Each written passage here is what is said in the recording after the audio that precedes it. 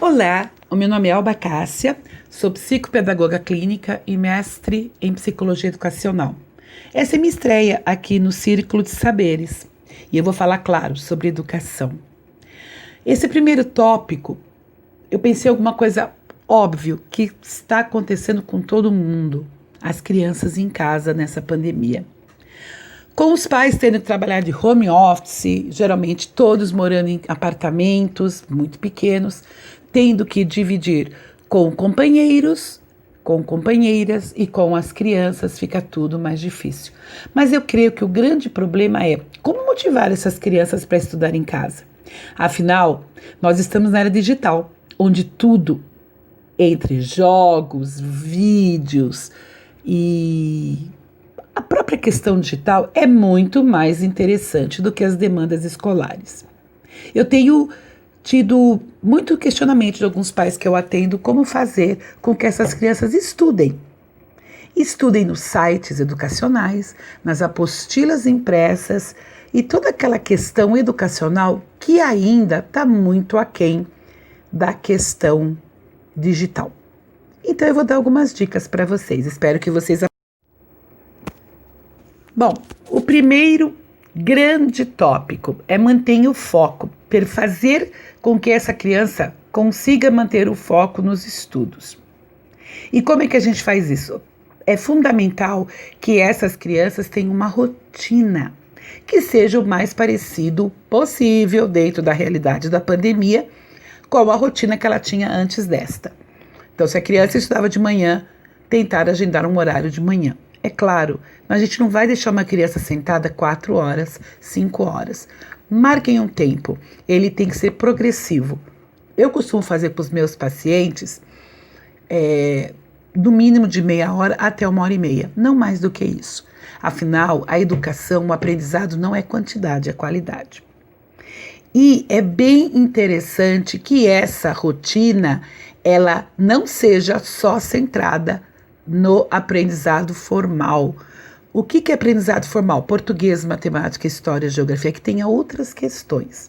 Também vou dar conta, vou dar alguns toques para vocês.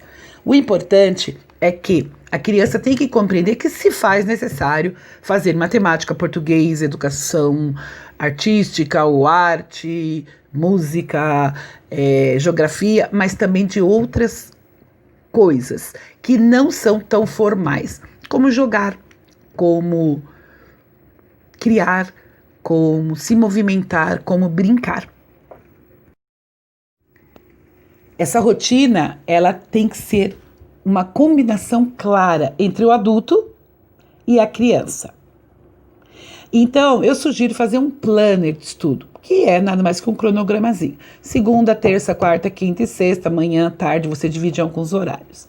Você pode, sim, separar entre as atividades centradas na educação formal, português, matemática, história e geografia, se tiver que ser feita em cima de apostilas impressas, e depois alguma coisa lúdica.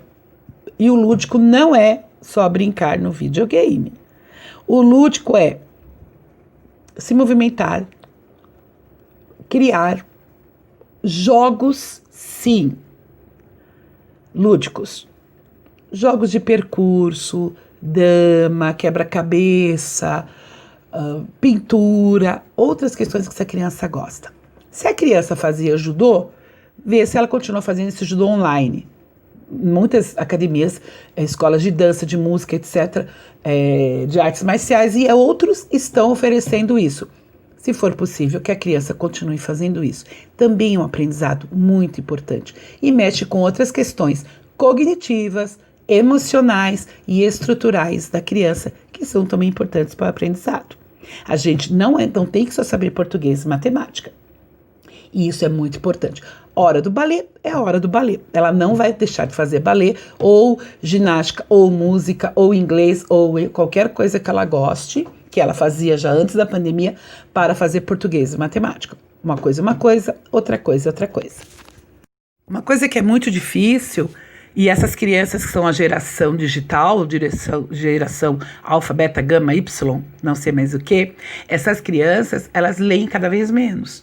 Então proponha leituras, nem que seja leitura de regras de jogos, leitura de algum passo de dança ou alguma coisa do seu time de futebol, enfim, tudo que faça com que essa criança centre e centralize, ela vai aprender muito mais. São questões cognitivas e mentais que ela vai estar desenvolvendo.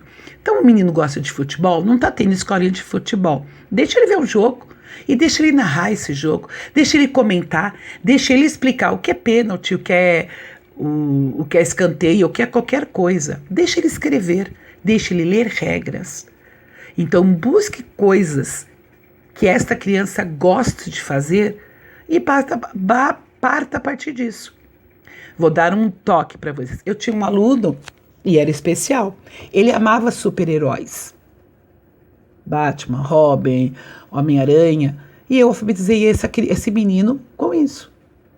Eu fazia com que ele me contasse mas por que o Homem-Aranha? Por que ele é Homem-Aranha? Por que o Super-Homem? Por que não? E ele contava. E foi a partir daí que a gente começou uma sequência lógica mental. Na oralidade, começando a falar de coisas que eles gostam, que pra gente pode ser muito chato, porque para mim, por exemplo, eu não gosto de super-heróis, era muito chato, mas que ele tinha uma sequência lógica mental. E essa sequência lógica mental que ele começa a desenvolver através da oralidade, falando, que depois ele vai para a escrita, depois ele vai para a produção de texto, depois ele consegue fazer uma sequência matemática e assim por diante. Essa parte é importante. É claro que essa parte não substitui as outras. Isso não substitui a matemática, não substitui também o judô, nem o brincar pelo brincar, e nem nada substitui nada. São todas atividades complementares e importantes. E claro, os momentos de lazer, o brincar pelo brincar, vai brincar com seus brinquedos, a menina vai brincar de boneca de casinha, o menino de carrinho, de futebol, ou até dos outros joguinhos que ele tem, outros brinquedos, também é importante. Por quê? Tudo que é combinado não sai caro, não é mesmo? Essa criança, ela tem que entender que o aprendizado não é um castigo. Isso é muito importante. Então, e tudo a gente tem um tempo. Como nós adultos, a gente tem que trabalhar, tem que pagar as contas, mas também temos que nos divertir, etc e tal. O que nós queremos para nós é o mesmo da criança. São só em dimensões distintas. E aproveitando essa deixa, aposte na tecnologia. O jogo online, aqueles games, todos os pagos, os gratuitos, os Xbox e todos os outros nomes que realmente metade eu não sei, mas eles conhecem todos com certeza, não são inimigos. Eles têm que ser nossos aliados. É claro que você não vai chegar para a criança e em nenhum momento você vai chantageá-la. Ela tem que entender que assim como você é pai, você é mãe, você é responsável, trabalha para ganhar um dinheiro, se você não trabalhar não vai ganhar, ele também tem que, para ganhar alguma coisa que ele gosta, que é necessário, que é bom para ele tem que fazer algumas coisas. E o estudo é o trabalho da criança, na questão de responsabilidade, não mais do que isso. E ele tem que entender, e dependendo da idade, é muito complicado uma criança de 7, 8, 5 anos entender que o futuro dele é importante, ele nem tem noção do que é futuro. Muitas dessas crianças sabem distinguir o ontem de hoje e de amanhã. Mas você pode fazer isso de uma maneira muito lúdica. Olha, por isso que é importante você fazer essa rotina. Olha, você de tal dia, 2 vezes por semana você faz música, 2 vezes por semana você vai brincar, e tantas vezes por semana você vai brincar na internet ou vai brincar com seus jogos online. Tudo tem que ser dosado.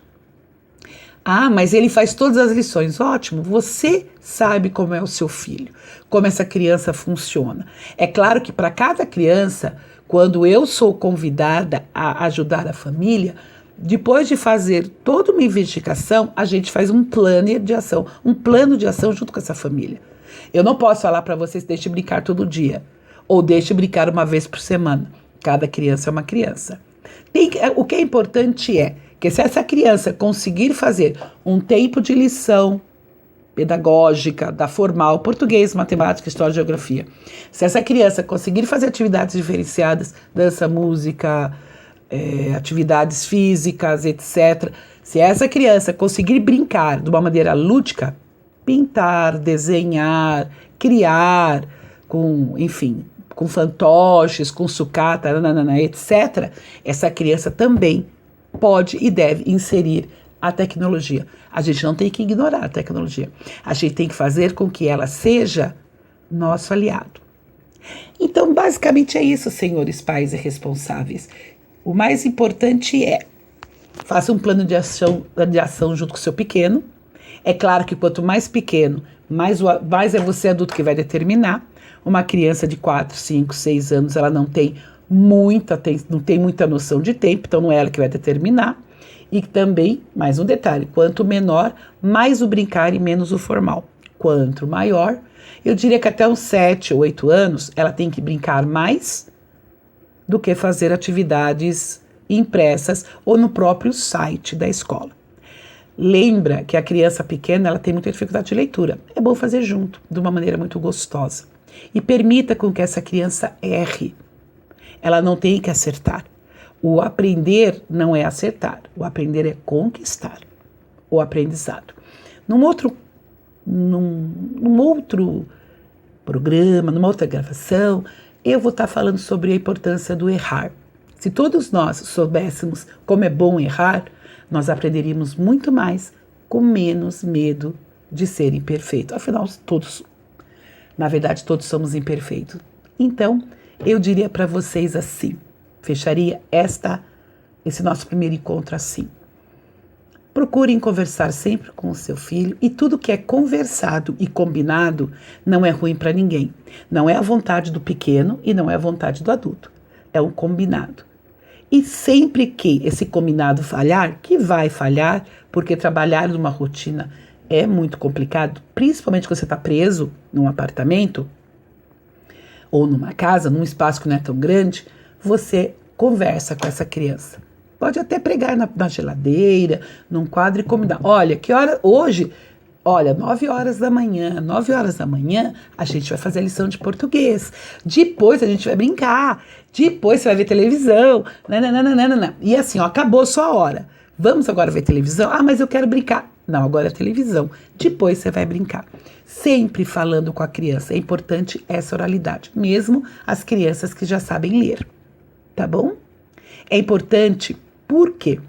Porque mais do que desenvolver a rotina, mais do que essa criança desenvolver o compromisso e a responsabilidade, é ela saber que você, adulto, mesmo trabalhando em casa, cheio de coisas para fazer, ainda tem tempo de cuidar deles. E eles são a coisa mais importante da sua vida. E eu vou dizer uma coisa, isso vai ser... Ai, mas eu vou ter que parar de fazer minhas coisas para isso? Durante poucos dias. A rotina, quando ela é bem colocada, bem trabalhada e bem combinada, em pouco tempo, de uma maneira, da grande maioria das crianças, elas incorporam rapidamente. Então, dentro dessa pandemia, vamos fazer o melhor, tá bem?